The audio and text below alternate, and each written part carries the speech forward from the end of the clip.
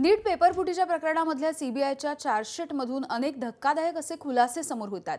माहिती लपवण्यासाठी आरोपींकडून व्हॉट्सअप ग्रुपचा वापर करण्यात येत होता। एका ग्रुपचं नाव नीट 2026, दुसऱ्या ग्रुपचं नाव फिफा वर्ल्ड कप 2026 असं होतं। बायोलॉजी क्लासेसचं वेळापत्रक आणि माहिती शेअर करण्यासाठी हा ग्रुप बनवल्याचं चार्जशीटमध्ये उल्लेख आहे। पुण्याच्या मनीषा मांढरे यांनी नोव्हेंबर 2025 मध्ये 8 विद्यार्थ्यांचा हा ग्रुप बनवला होता। ओळख लपवण्यासाठी आरोपींनी सांकेतिक नावांचा वापर केला।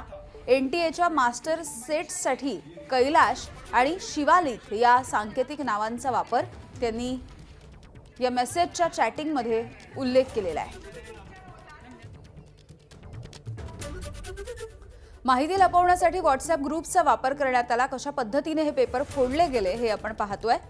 एक ग्रुप नीट 2026 आणि दुसऱ्या ग्रुपचं नाव फिफा वर्ल्ड कप 2026 असं होतं। बायोलॉजी क्लासेसचं वेळापत्रक आणि माहिती शेअर करण्यासाठी हा ग्रुप बनवण्यात आला। तर नोव्हेंबर 2025 मध्ये पुण्यामधल्या मनीषा मांढरे यांच्याकडून 8 विद्यार्थ्यांचा हा ग्रुप होता। ओळख लपवण्यासाठी सांकेतिक नावं वापरण्यात आलेली होती। मूळ प्रश्नपत्रिकेच्या प्रतीसाठी कैलाश आणि शिवालिक अशी नावं वापरली जात होती। आरोपीच्या मोबाईलमध्ये साथीदाराचा नंबर हा एपी ब्रोकर या नावानं सेव्ह आहे। दुसऱ्या साथीदाराचा नंबर शुभम महाराष्ट्र या नावानं सेव्ह आहे।